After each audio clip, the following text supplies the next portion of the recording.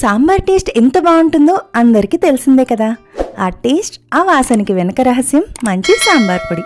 ధనియాలు, మెంతులు, మిరియాలు వంటి మసాలాలతో సాంబార్ పొడిని ఇంట్లోనే ఈజీగా ఎలా చేయాలో చూసేద్దామా? హాయ్ అండి, నమస్తే. నేను మీ Mounika. Welcome back to Madhura kitchen.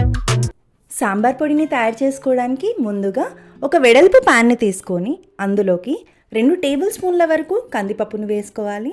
అలాగే 2 టేబుల్ స్పూన్ల వరకు శనగపప్పు, ఇంకా 2 టేబుల్ స్పూన్ల వరకు మినపగుండ్లని వేసి వేయించుకోవాలి.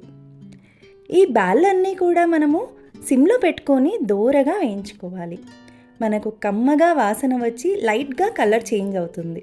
సో ఇలా గోల్డెన్ కలర్ వచ్చినప్పుడు స్టవ్ ఆఫ్ చేసుకోవాలి.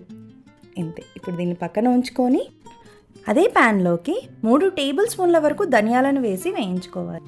ఈ మసాలా పొడి అనేది ఒక్కసారి చేసి పెట్టుకుంటే మనకు నెల వరకు అలాగే వాసన పోకుండా టేస్ట్ ఇట్లాగే ఉంటుంది. ఇప్పుడు ధనియాలు వేగిపోయాయి కదా, ఇందులోకి 1 టేబుల్ స్పూన్ల వరకు జీలకర్రని వేసి అంతా కూడా బాగా ఎర్రగా అయ్యే వరకు వేయించుకోవాలి.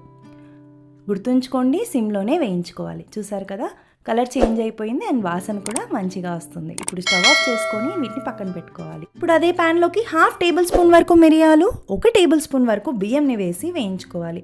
ఇవి 2 కూడా బాగా వేగాలి. మనకు బియ్యం అనేది కొద్దిగా రోస్ట్ అయితే సరిపోతుంది. సో ఇప్పుడు ఇందులోకి 1 టీ స్పూన్ వరకు కొద్దిగా మెంతుల్ని వేసి వేయించుకోవాలి. ఇంతే. ఈ 1 మినిట్ వరకు అలా వేయించుకొని పక్కన ఉంచుకోవాలి. నెక్స్ట్ ఈ ప్యాన్లోకి 15 వరకు ఎండుమిర్చీలను వేసుకోవాలి. నార్మల్ మిర్చీలను కొన్ని, అలాగే కొన్ని కాశ్మీరీ చిల్లీని వేయడం వల్ల కాశ్మీరీ మిర్చి వల్ల రంగు అనేది చాలా బాగా ఉంటుంది. సో ఇవి కొద్దిగా వేగాక ఇందులోకి గుప్పెడు వరకు కరివేపాకును వేసి వేయించుకోవాలి. కరివేపాకు అనేది క్రిస్పీగా అవ్వాలి, అప్పుడే అది నిల్వ ఉంటుంది. వేగిపోయాయి కదా, పక్కన ఉంచుకుందాం. చివరిగా ఇంగువని దంచి పెట్టుకోవాలి. ఇక్కడ నేను 1/2 టీ స్పూన్ వరకు ఇంగువను తీసుకొని దంచి పెట్టుకున్నాను. మనము వేయించి పెట్టుకున్నవన్నీ కూడా ఇలా ప్లేట్లో అరేంజ్ చేసుకోవాలి. ఈ దినుసులన్నీ కూడా చల్లారాలి. పూర్తిగా చల్లారాక ఒక మిక్సీ జార్లోకి అన్నీ కూడా వేసుకొని దంచిన ఇంగువ, అలాగే 1/2 టీ స్పూన్ వరకు పసుపుని వేసి మిక్సీ పట్టాలి. ఫైన్ పౌడర్గా పట్టాలి, చాలా మెత్తగా అవ్వాలి. చూసారు కదా, సాంబార్ పొడి ఎంత ఈజీగా చేసుకోవచ్చు. దీన్ని ఒకసారి చేసి పెట్టుకుంటే మనకు 1 మంత్ వరకు ఎయిటెడ్ కంటైనర్లో నిల్వ ఉంటుంది. అలాగే ఫ్రిడ్జ్లో అయితే ఒక 2-3 మంత్స్ వరకు బాగుంటుంది.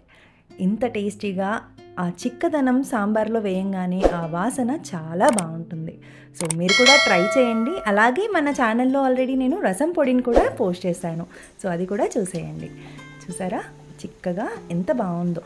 సో మీకు కూడా నచ్చిందా ఈ రెసిపీ? నచ్చినట్లయితే లైక్ చేసి షేర్ చేయండి. అలాగే మన ఛానల్ని సబ్స్క్రైబ్ చేసుకోండి. Thanks for watching.